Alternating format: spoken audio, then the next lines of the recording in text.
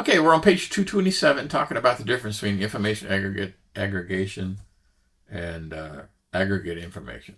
I know it's a little weird. Aggregate information, information aggregation. So like one's a noun, one's a verb kind of a thing.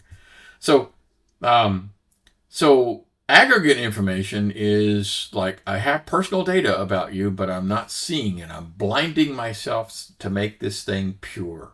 Okay, cool.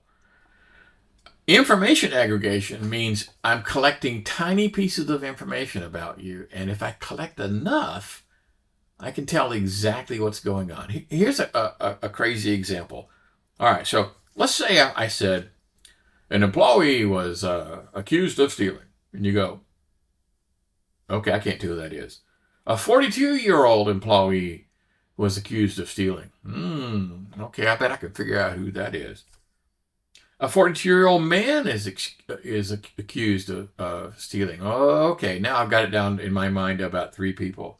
A 42-year-old Hispanic man was accused. See how this, if you just keep adding more and more tiny little bits of information, you can go, aha, I know exactly who you're talking about now. All right, so that is bad, right? Okay, so aggregate information is typically good. Typically, I mean, maybe it may be intrusive, but the point is that stripping out the personal information and just looking at summaries, and there's no way to go back through it. Average age of a class, there's no way I can tell what your age is. No way. But information aggregation, yeah, if you were to collect all sorts of tiny little insignificant pieces about your life and put them all together, I could identify who we were talking about. Another big law that came up was the Health Insurance Portability and Accountability Act, HIPPA. And this does require, unlike I was telling you before about, does retailers have to keep all this stuff safe? And the answer was no. Well, HIPAA requires, among other things, that the data be encrypted from, data at rest and data in transport and data in use. Full end-to-end protection. The Family Educational Rights and Privacy Act, FERPA, that's very close to our home here at the university. Basically, if you're 18 or 18 older, then you basically can say, no one has access to my spouse, my parents, nobody can call up the university and say, how do you do on that quiz? Or is he still enrolled? Or, any information about that, because it's all about that. So I can't share your test scores with anybody, okay? And I have to encrypt. Well, the stuff on Canvas is already fairly well encrypted, I'm sure, behind the scenes. But if I was to copy the grade book down, which would be a really dumb thing for me to do, it had your grades on it, man, that would be bad. If I were to do that, I'd probably have to encrypt the Excel spreadsheet or something. Okay. So identity theft, page 234. So personally identifiable information, PII, that's a cool term. So this is complicated because there's different types of personal information. There's what's called direct, indirect, and linked. We'll get through that. So if I said, Bob, could you tell which person I'm talking about? No. Bob Smith? No. Bob Smith at 123 Any Street? Yeah, probably. Okay. So some things are not unique. Bob is not unique. Smith is not unique. But 123 Any Street, yeah, that's probably unique. There's only going to be one of those in the world. So that uniqueness is what kills it. Okay. I can't say, 42 years old. Is that unique? No, of course not, right? Mechanical engineer, no, that's not unique. But again, I'm not talking about aggregation at this point. I'm just talking about personally identifiable information.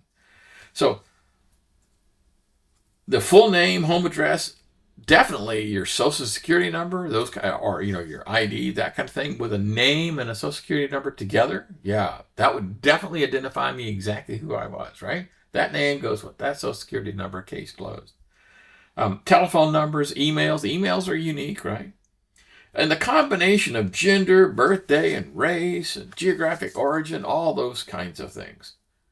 So anything that is generally shared among multiple people, like Chinese, was that shared by a bunch of people?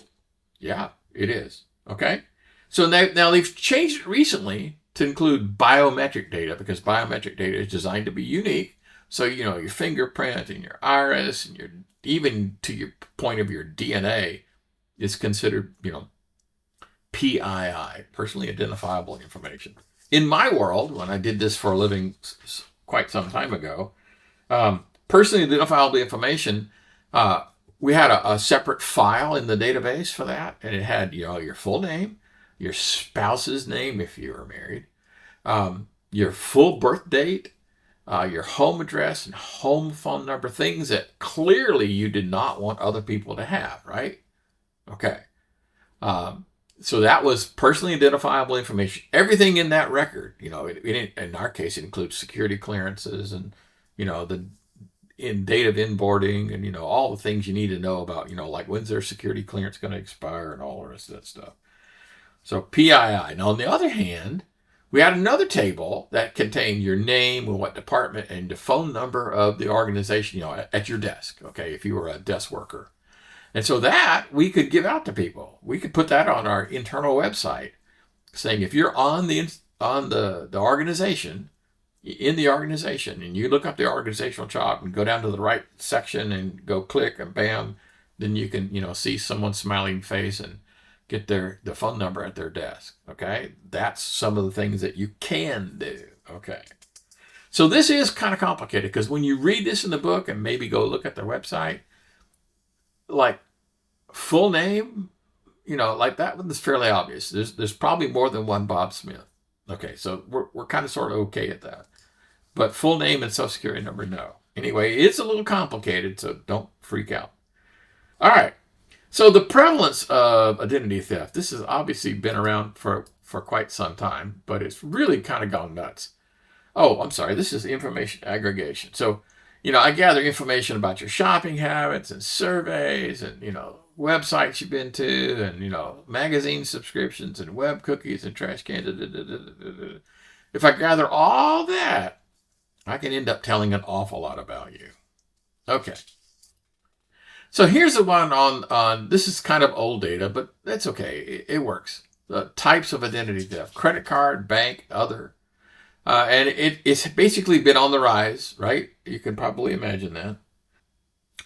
So let's talk about how you find out that you had your identity stuff. So contacted by some financial institution, yeah, that's probably the highest one. You notice some fraudulent charges. You notice money is missing, all that stuff. But here's the thing. This could be going on for months before you discover something going on or a financial organization contacted you. Now, my credit card company is pretty doggone good.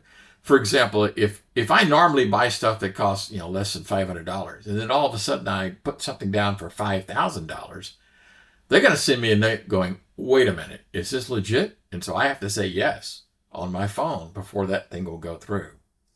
All right, so this is kind of sort of important because this could be going on for quite some time. So they talk about some of the suggestions that happen. First of all, place a fraud alert, okay? Get a credit report, file a complaint, and then monitor your progress through this whole thing. Now, you've probably heard of the company LifeLock. They advertise an awful lot, and their whole business model is about keeping you safe from these kinds of things. They monitor all this stuff for you. So, for example, if you own a house or buying a house rather, and the title they track, people attempting to put liens on your property or your cars or trying to go in and add a second mortgage or stealing your accounts and opening a new account with using your social security number. It's a very comprehensive thing, and the rates are reasonable. And if you're a paranoid type of person, well, maybe this is what you need to do. You probably need to do LifeLock as an example. I'm not trying to stump for them, so come on. I'm just saying that they have an entire system designed to help you. Now, I will tell you a crazy story. Can I tell you a crazy story? Okay, here goes. So I know somebody who wanted to get LifeLock, and I was kind of helping them set it up. And I said, okay, now we need your bank account and and your social security number. They looked at me like, I'm not going to put that in there. And I said, no, no, no, no. The purpose for putting your bank accounts and your social security numbers in this system is so they can track whether or not fraudulent activity is occurring. So they have to have your information to be able to check to see if your information shows up on the dark web someplace. And it's like, I'm feeling a little uncomfortable about that. And I went, you are completely misunderstanding the purpose for LifeLock. Okay. Whew. All right. Export and espionage, page 236. The Security Freedom Through Encryption Act of 1999. This is kind of complicated. They kind of threw a couple of bones at the people because it was originally talking about, you can use or sell encryption tools. They're not illegal. And it prohibits the government from requiring a particular type of encryption, right? Like if I'm trying to submit a form. And one of the cool things I thought was encryption by itself cannot be used as part of an argument for probable cause. In other words, they can't go to the judge and say, this guy is using encryption to talk to his employees. I think we need to go investigate him. The judge is going to say, no, encryption by itself cannot be used as a probable cause. And then the bone they threw in is, okay, but if you're using encryption in the pursuant of a crime, well, then additional penalties get thrown in. Like, okay, that's a halfway decent trade-off. Yes, I can use encryption. No, it can't be used as probable cause. But if I'm doing something wrong, they're going to hit me with a bigger hammer. I think that's pretty cool. Okay, so some of the export stuff is very, very complicated. I mean, for example, I would never try to advise you on what the export rules are right this very second. It is extremely complicated. If you, for example, in my world, if I'm issued a university laptop and it happens to have, Microsoft Office on it, maybe it's got some research data that I'm working on, I'm going to have trouble taking that to a foreign country. Certain foreign countries are more adversarial than others.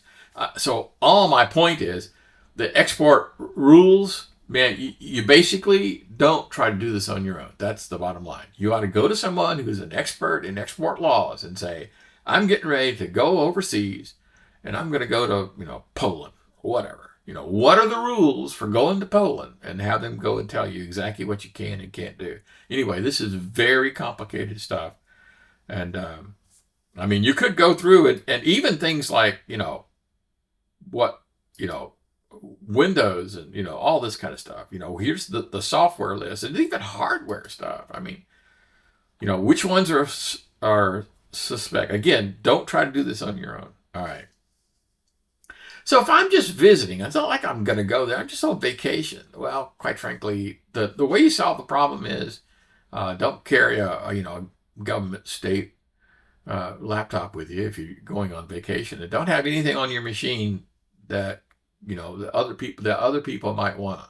Okay, because there are countries, if you show up with an encrypted phone, for example, they're going to ask you to type in the access code to your phone so they could look at it.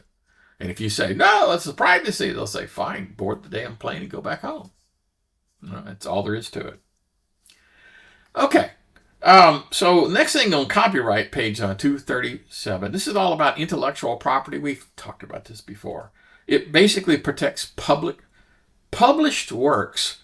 And the term for published works is kind of strange because it could include electronic stuff, right? Not just, a book or something. And so is there a requirement that I state that something is copyrighted? Is that a requirement for me to be able to enforce a copyright infringement? The answer is no. I do not have to say this is copyrighted. It'd be kind of cool if you put it out there, but it's not required. There's a thing called fair use, but we'll get to that in just a second because we're coming up on the 15-minute mark.